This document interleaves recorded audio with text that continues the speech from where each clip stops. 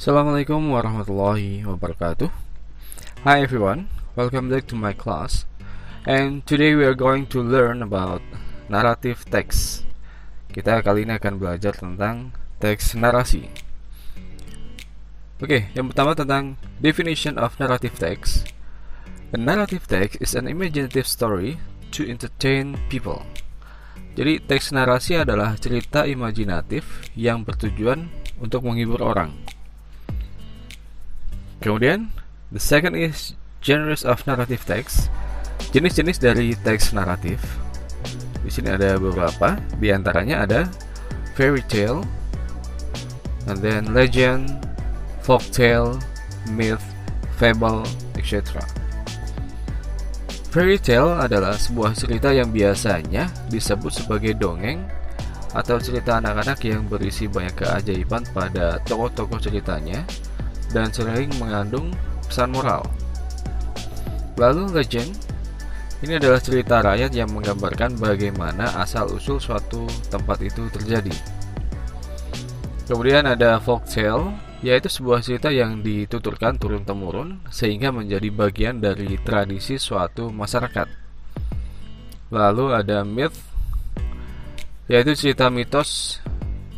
Cerita mitos ini banyak beredar dalam masyarakat dan pada umumnya dianggap sebagai cerita faktual. Lalu ada fable, yaitu cerita yang menggambarkan tentang binatang. Selanjutnya adalah purpose of narrative text. The purpose of narrative text is to amuse or to entertain the readers with a story. Tujuan dari teks ini adalah untuk menghibur para pembaca dengan suatu kisah atau sebuah cerita. Oke. Dan ini penting diingat bahwa untuk tujuan dari naratif teks ini, karena di sini akan banyak muncul soal-soal ujian tentang tujuan dari teks naratif. Oke, pembahasan selanjutnya adalah tentang generic structure of narrative text. Struktur dari naratif teks berfokus pada serangkaian tahapan yang diusulkan untuk membangun sebuah teks itu sendiri. Secara umum, terdapat 4 tahapan dalam naratif teks. Oke, first is orientation, the second is complication, third is resolution, and the fourth is reorientation. Okay, orientation. It is about the opening of paragraph where the character of the story are introduced. Jadi berisi pengenalan tokoh, tempat, waktu terjadinya cerita. Biasa disebut dengan pendahuluan berisi tentang siapa, kapan, di mana suatu cerita itu ditetapkan. And then the second is complication, where the problems in the story developed. Ini menceritakan awal masalah yang menyebabkan puncak masalah atau yang biasa disebut dengan klimaks. Bagian ini biasanya melibatkan karakter utama dari cerita tersebut. Jadi pertama muncul permasalahan Okay, the third is resolution. Bagian ini adalah akhir dari cerita atau berupa solusi dari masalah yang terjadi. Masalah dapat diselesaikan, dapat menjadi lebih baik atau malah lebih buruk, yang biasanya disebut dengan happy ending atau bad ending, yang nantinya akan membuat cerita berakhir dengan bahagia atau sebaliknya Terkadang ada beberapa resolusi yang berupa masalah lain untuk dipecahkan.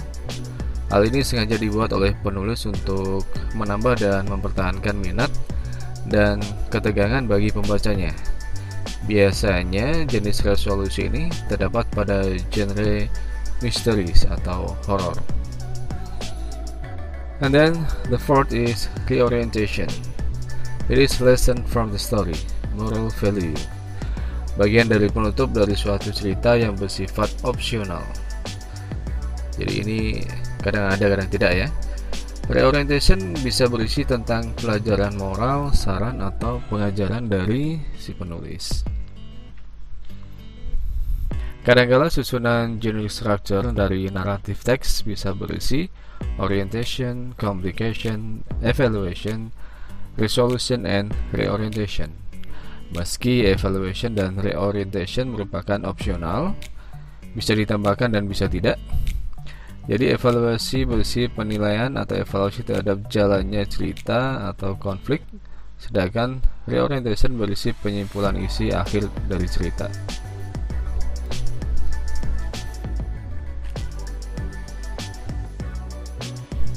Selanjutnya adalah language features of narrative text.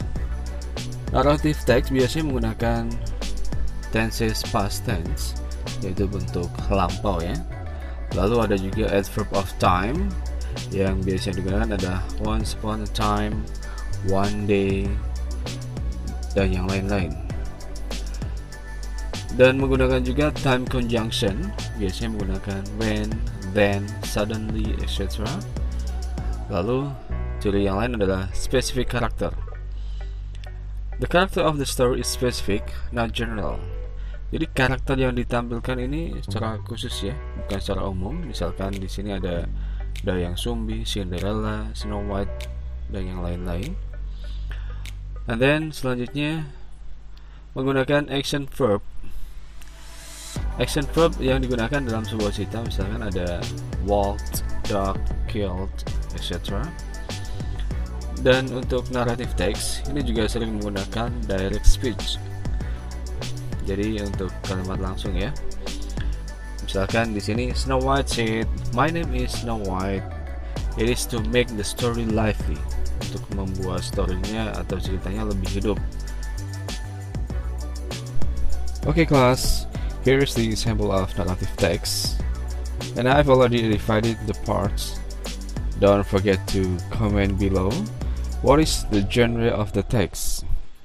Ya, jadi ini adalah contoh dari narrative text yang judulnya adalah The Bear and Rabbit, dan sudah dibagi masing-masing bagiannya. Jangan lupa untuk menuliskan komentar jenis teks naratif apa teks tersebut. Okay, thank you for watching this video. Have a great day and wassalamualaikum warahmatullahi wabarakatuh.